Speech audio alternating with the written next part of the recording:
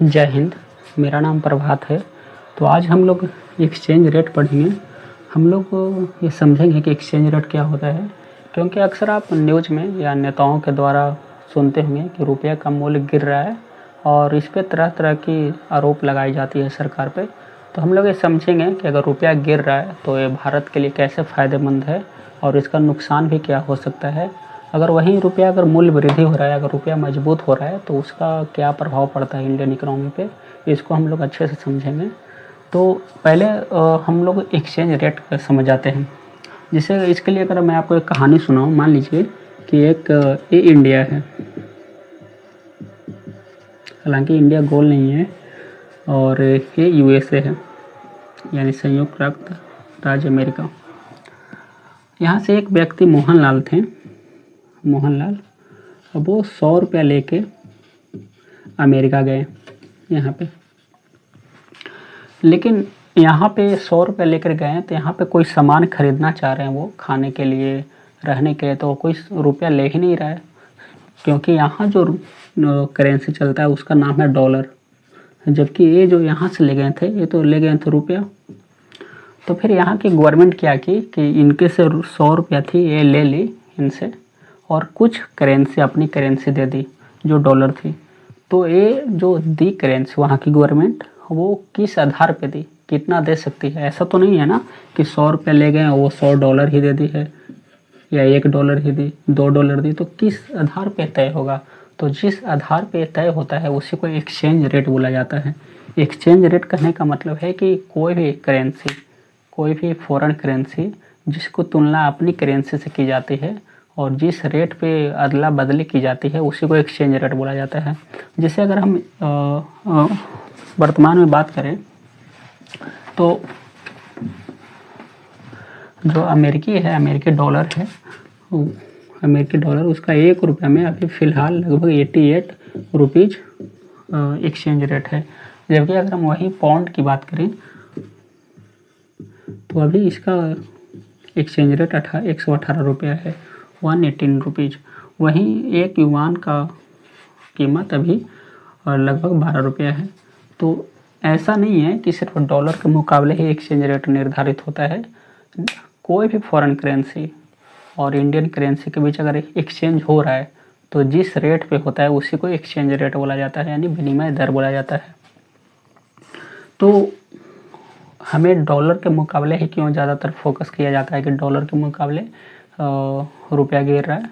इसका मेन कारण ये है कि डॉलर से ऑल वर्ल्ड है ना, वर्ल्ड तो एक ही है, तो पूरा वर्ल्ड है वो वर्ल्ड, पूरा विश्व है, वो व्यापार करता है।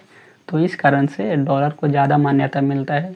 तो जिसका ज़्यादा वैल्यू रहेगा उसको मान्यता मिलता है। जैसे कि हमारे भारत में सोना का ज़्यादा महत्व मिलता है, चांदी का नहीं मिलता है उतना महत्व, और लोहा का और कम महत्व मिलता है।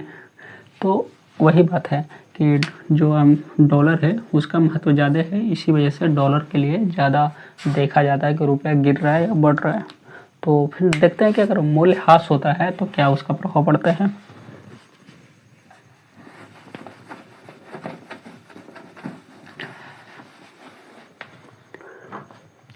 मूल्यह्रास कहने का मतलब है कि अगर 1 डॉलर में 80 रुपया अभी मान लीजिए आ रहा है, तो कई क्या होता है कि या तो गवर्नमेंट क्या करती है या फिर बाजार की शक्तियों द्वारा 1 डॉलर में 90 रुपया आने लगता है।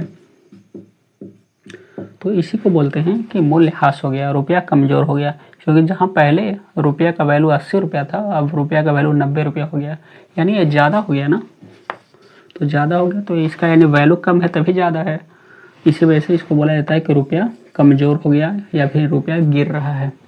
अगर रुपया गिर रहा है तो उसका क्या फ़ायदा हो गया, हम अभी एग्जाम्पल से समझ लेते हैं। मान लीजिए कि अपना देश भारत है, इंडिया है, या ये यूएसए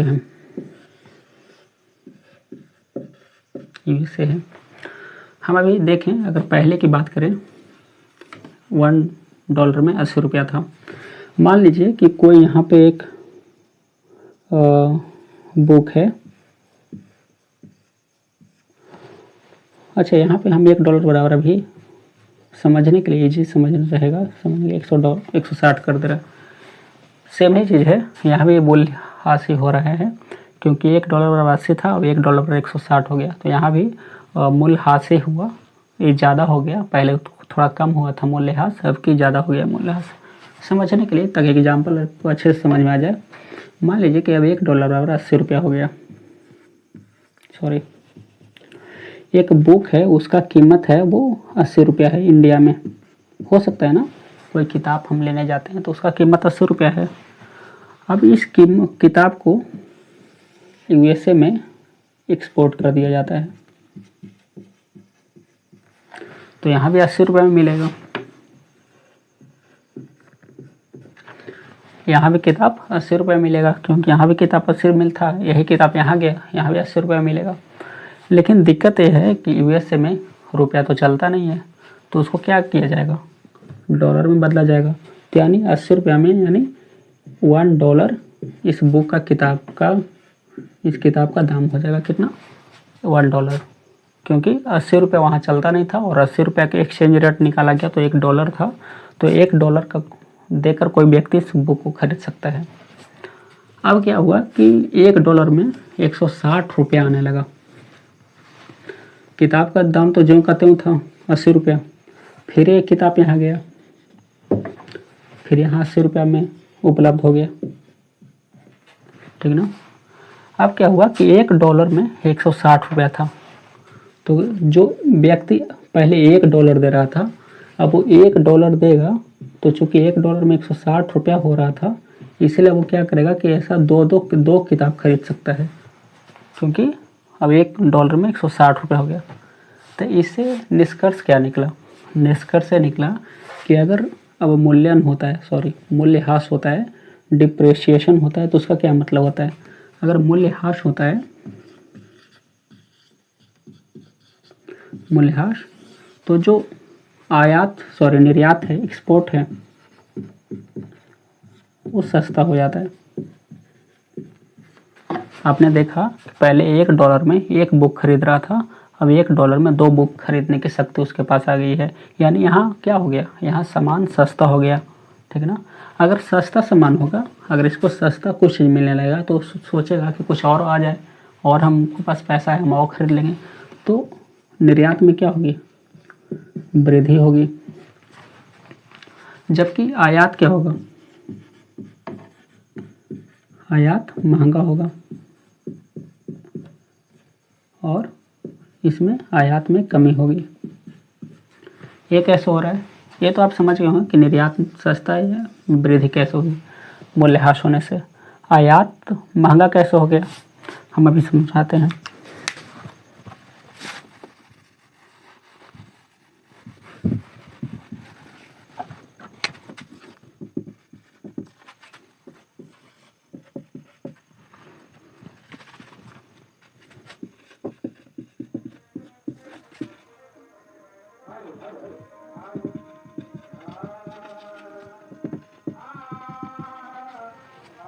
तो मैंने बोला कि अगर मूल्यह्रास होता है तो एक्सपोर्ट में वृद्धि होगी, क्योंकि जो यहाँ जिस वस्तु का कीमत था, यहाँ जाने के बाद उसका वस्तु का जो कीमत है वो सस्ता हो जाएगा, इसी वजह से एक्सपोर्ट बढ़ेगा। तो इंपोर्ट महंगा कैसे हो जाएगा, इंपोर्ट कहने का मतलब है कि वहाँ से यहाँ आ रहा है वो कोई सामान। तो मैंने बोला कि अगर मूल्यह्रास होता है तो एक्सपोर्ट में वृद्धि होगी, क्योंकि जो यहाँ जिस वस्तु का कीमत था, यहाँ जाने के बाद उसका वस्तु का जो कीमत है वो सस्ता हो जाएगा, इसी वजह से एक्सपोर्ट बढ़ेगा। तो इंपोर्ट महंगा कैसे हो जाएगा, इंपोर्ट कहने का मतलब है कि वहाँ से यहाँ आ रहा है वो कोई सामान। अब मान लीजिए कोई अमेरिका में कोई एक फ़ोन बनता है, ठीक ना, ये अमेरिका में कोई फ़ोन बनता है, इसका कीमत है वो $1 है, ठीक है। तो अब ये फ़ोन यहाँ आया, यानी इंपोर्ट हुआ भारत में। जब भारत में इंपोर्ट हुआ तो उस समय $1 में ₹80 था, तो यानी फ़ोन का कीमत ₹80 हो गया भारत में। अब क्या हो गया कि $1 में ₹160 हो गया। अब मान लीजिए कि फिर यही फ़ोन सेकेंड टाइम आया भारत में, तो $1 में ₹160 था, तो अब जो कस्टमर को देना पड़ेगा ₹160 देना पड़ेगा। तो अब आप बताइए कि पहले जो 80 रुपये मिल रहा था अब 160 में मिल रहा है, तो कोई कस्टमर अब खरीदेगा नहीं।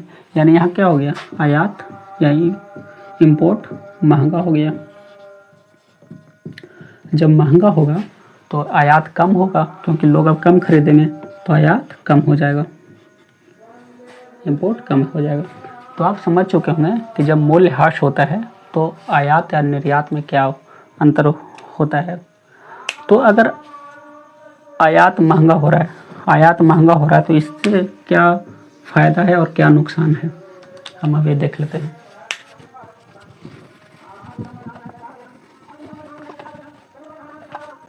हम समन्वित रूप से देख लेते हैं कि मूल्यह्रास का प्रभाव क्या होगा। मूल्यह्रास का प्रभाव,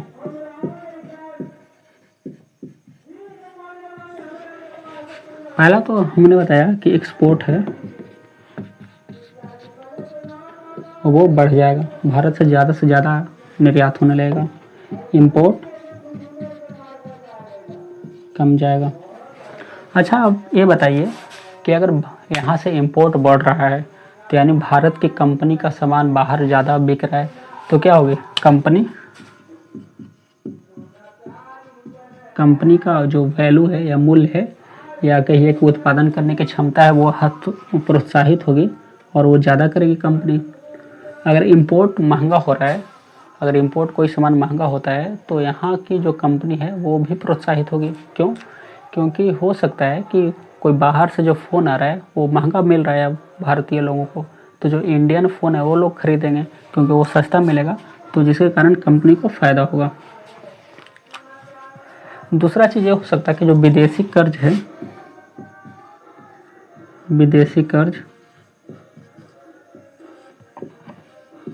वो महंगा हो जाएगा। ये कैसे होगा? मान लीजिए कि भारत था वो $10 उधार लिया था, $10 उधार लिया था। जब $10 उधार लिया था अमेरिका से, तो भारत में उसको लाया तो उसको 80 रुपये के दर से 800 रुपये उसको मिला। लेकिन मान लीजिए कि मूल्यह्रास हो गया, यानी अब $1 160 में हो गया, तो फिर भी उसको $10 ही लौटाना है, वापस करना है $10 में। तो $10 वापस करने का मतलब है कि उसको 1600 रुपया वापस करना पड़ेगा। तो यानी क्या हो गया, विदेशी कर्ज महंगा हो जाएगा, ठीक ना। जबकि मूल्य वृद्धि अगर होती है तो इसका सारा चीज़ अपोजिट हो जाएगा, इंपोर्ट है वो ज़्यादा बढ़ेगा, एक्सपोर्ट है वो कम जाएगा और विदेशी जो कर्ज है वो सस्ती हो जाएगी, कंपनी हतोत्साहित हो जाएगी। हम इसका भी एग्जाम्पल देख लेते हैं।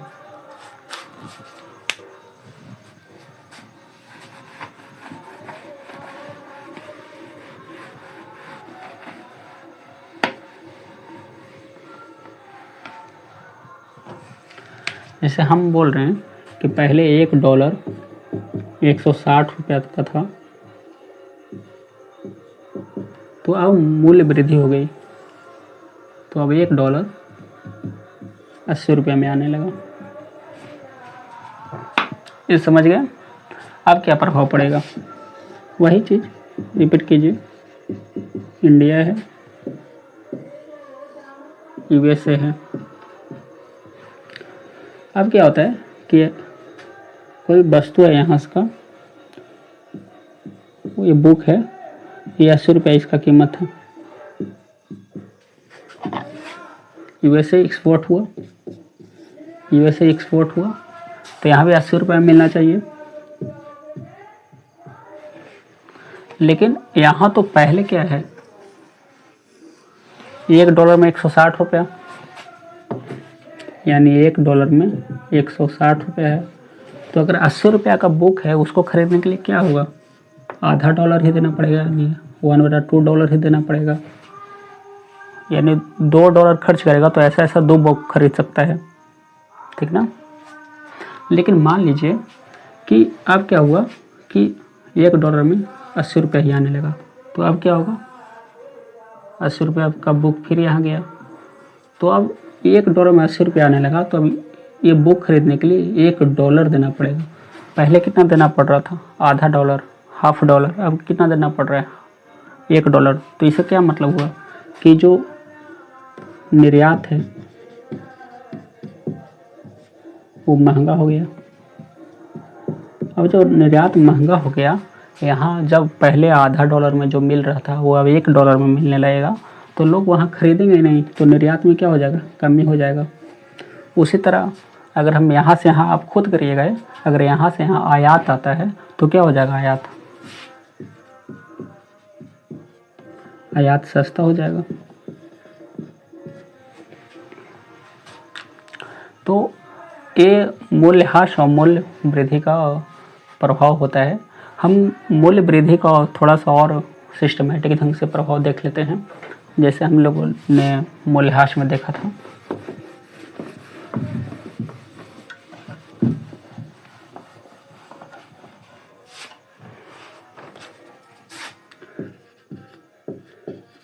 मूल्य वृद्धि,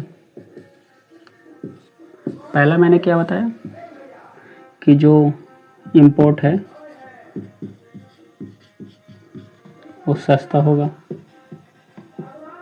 जबकि एक्सपोर्ट है अमेरिका में पहले $0.5 की जगह अब $1 मिल रहा है, यानी वहाँ महंगा हो जाएगा।